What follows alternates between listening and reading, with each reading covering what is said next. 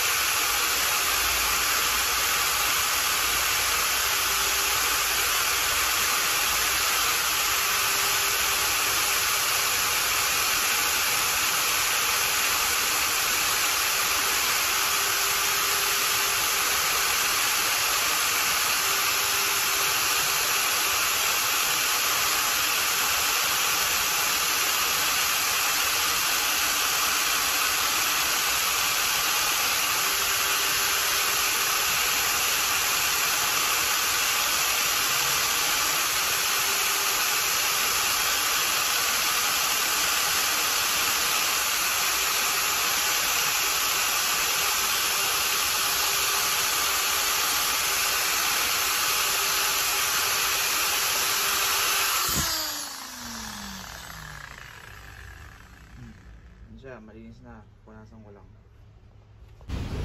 Ayan na siya. So, kaya ako pala pinunasan kasi may mga grasa-grasa yung steel brush. Kasi nga, pinalinis ko sa iba. So, ayan na siya.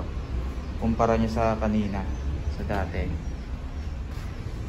May kintab na. So, yun lang. Thanks for watching.